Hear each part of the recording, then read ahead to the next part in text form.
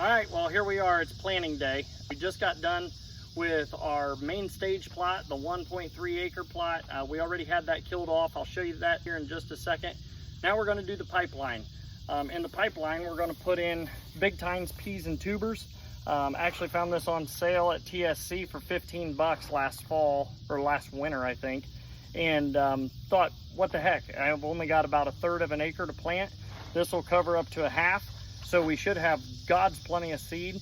Let me show you exactly what we got here on the main stage plot, and then I'll show you what this looks like because we're planting 2 different ways. So this is a little experimental. We're gonna try to see what works the best and let you guys learn from our mistakes. So let me flip you around, show you the main stage plot, and then we'll go over to the pipeline and I'll show you what's going on there.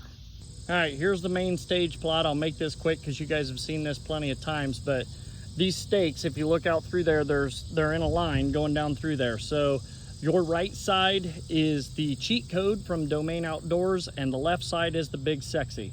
So we had already sprayed this. The seed is already down. We just have to call to pack it, but I'm actually gonna go back through here. If you look, there's a substantial amount of ragweed out in this plot.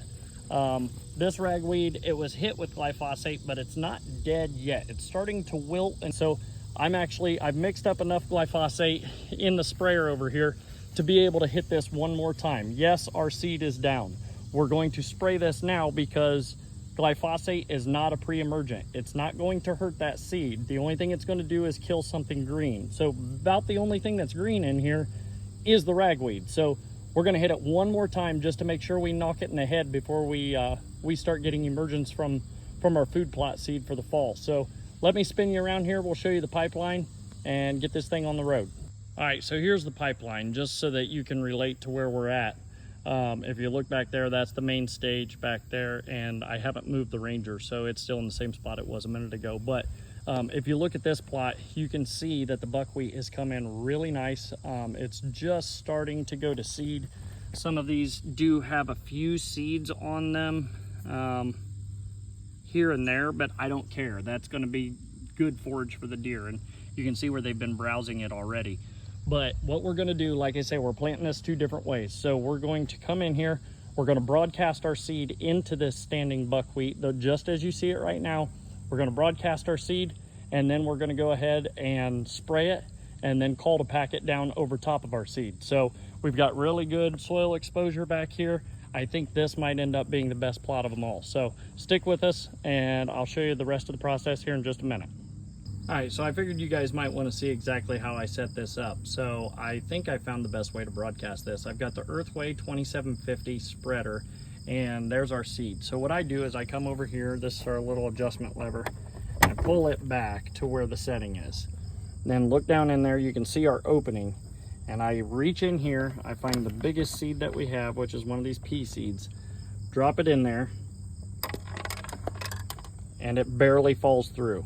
That tells me that we're set right. So that's how I'm setting it. That might be right, that might be wrong, but that's the way that I set it up. So let's get this Big Tines peas and tubers spread, and we'll see what it looks like.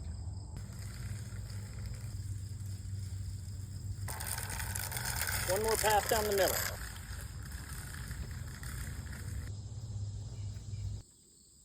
Well, got her all sprayed, and there's the old Packer Max behind the Ranger. This is what it looks like afterwards. I think, you know, a lot of people say that buckwheat crimps down entirely, whatever.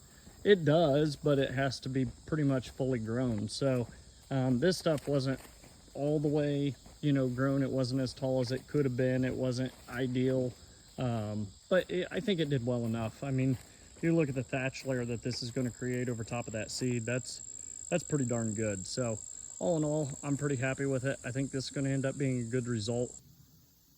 There you go. Finished product. Sprayed, crimped down with the Packer Max. Ready to go. So make sure you guys hit that like and subscribe button. Stick with us. We're going to keep an eye on this, and I'll let you know how it comes out. We'll see you later.